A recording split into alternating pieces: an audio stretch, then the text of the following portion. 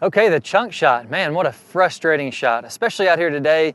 Maybe the grass is a little bit damp, it's a little bit muddy here, and I know if I kind of stick this club down behind the golf ball, maybe I hit an inch behind the golf ball, that's just gonna sink down into that mud. It's gonna be a thud. It's not gonna go any kind of distance at all, and I might even hit it into the water here.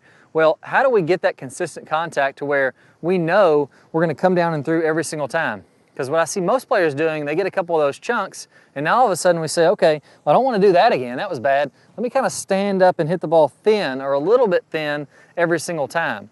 And you start to develop a pattern of hitting thin shots that don't feel solid. They're not really compressed. You hear some players and you think, man, that sounded different than what mine are sounding like.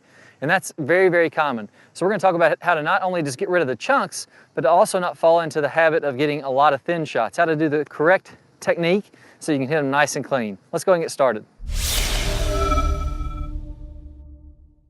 All right, so for the majority of this comes from an improper use of the lower body, so the legs and the hips. When that isn't working right, and I'll be honest with you, when every golfer first starts to play golf, the lower body, the legs, the hips really aren't going to work correctly.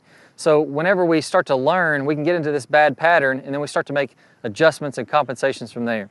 So let me go ahead and give you the overall, what I see a lot when this is happening. So if I'm not using my legs very much, let's say I set up this golf ball and my legs are turned off. I'm not really rotating my body very much.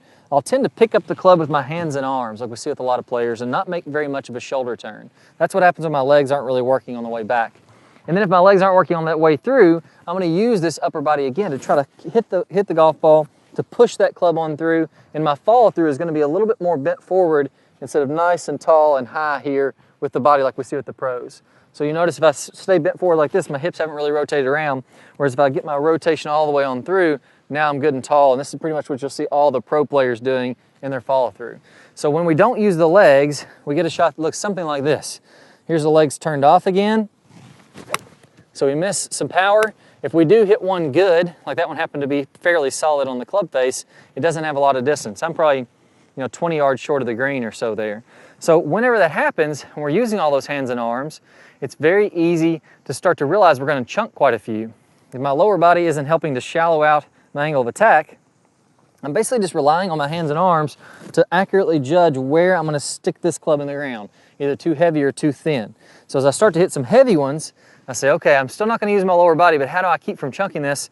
I might start to raise up out of the shot.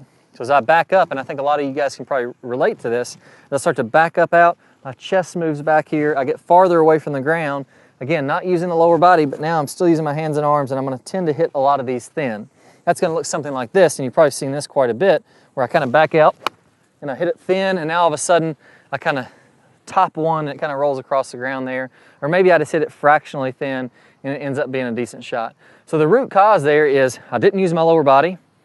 That got me using all hands and arms. That was very inconsistent. I had a lot of chunk shots. So I start to realize I got to do something about this, and now I'm going to start to stand up. The real key to this is learning how to use the knees and the legs properly, get those sequence really good. I'm going to give you a great step-by-step drill to make that happen, and then we're really going to take control of these chunks and thins. All right, so now let's go through a progression to learn how to use this body correctly. Now, the first thing is, in the backswing, I want to make sure that I go ahead and rotate my hips on the way back. If I don't get very much of a hip turn, again, I'm going to pick it up all hands and arms, and I'm going to bring it down all hands and arms too. So I got to make sure that I let those hips rotate. And the way I like to think of this is, if you kind of imagine kind of getting yourself in a short stop, your legs are bent, your knees are kind of out. As I want to turn this way, my right leg is going to straighten slightly, and my left leg is going to come barely in, and that's going to allow me to rotate my hips quite a bit. Now as I start my downswing, I'm going to go back to that kind of short stop position again.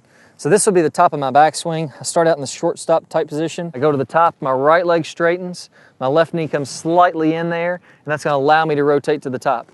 As I start down, that's what's going to be going back to that kind of knee bent, knees wide. I'm very athletic, I can pivot on through there, and that's going to allow me to get loaded up into the ground.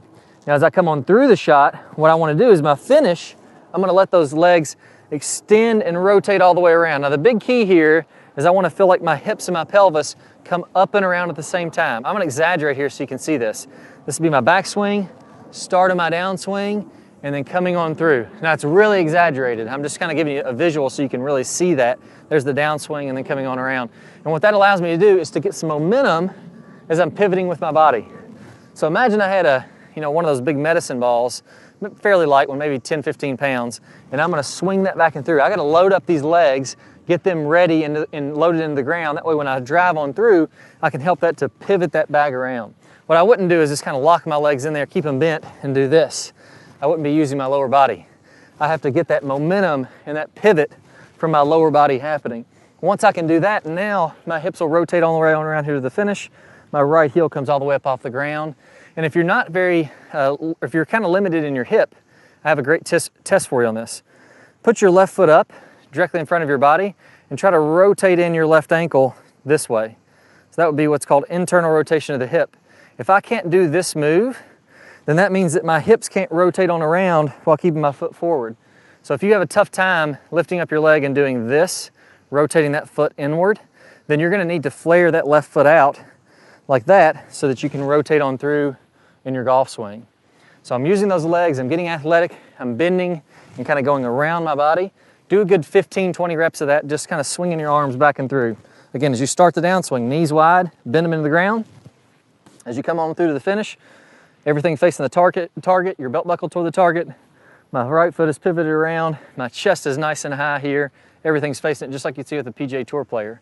Now grab another 15, 20 swings and start to get the momentum of that club. I'm going back, starting my downswing, and then coming all the way on around. Again, I just want to build this up, let my legs bend a little bit to start the downswing, and then rotate all the way on around through. Good 15, 20 reps. Really get the feeling of that sensation. Now with my body pivoting me around, again, I have some momentum of this club. I feel like I can just let this club swing back and through, and I'm gonna be able to fairly consistently time up where this is gonna hit the ground. I could even take it with just one arm, maybe my left arm here, and I can let my body and momentum of my body do the pivot, and you'll see how I'm hitting this grass fairly consistently every single swing. I didn't have one that was way back here and way up there. That's because the momentum was created with my body and my arms were just kind of swinging with that momentum instead of my body being locked in concrete and my arms trying to do all the work and kind of thrash at it. So now let's put this to the test. We've done our 15 to 20 practice swings just with the lower body. We've done our 15 to 20 adding the lower body and the arm swing. Now let's go ahead and hit a couple shots and see if we can control that low point. And then I have a great drill for you to fine tune it after this.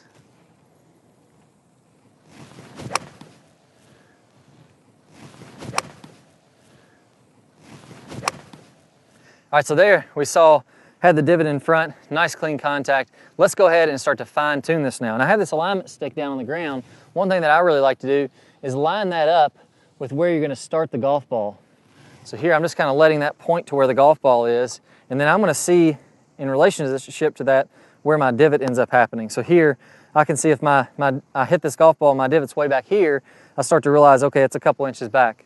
So if I put this stick kind of pointing right at the golf ball, what I should see here is an ability to consistently have that divot in front, but also to have that divot fairly shallow. Notice how it's wet, it's muddy, but these divots aren't really deep. There's still roots of the turf are kind of popping up out of this. And again, what's happening there is what we call impact glide.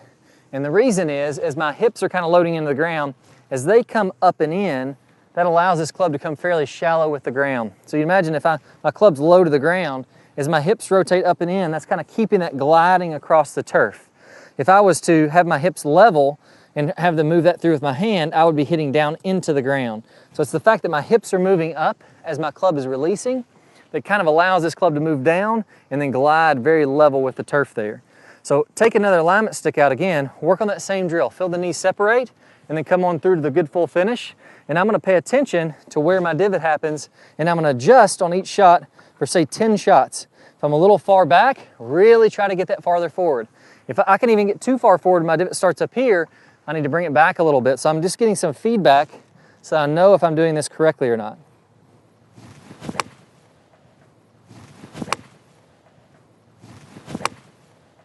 There we go, right toward the flag.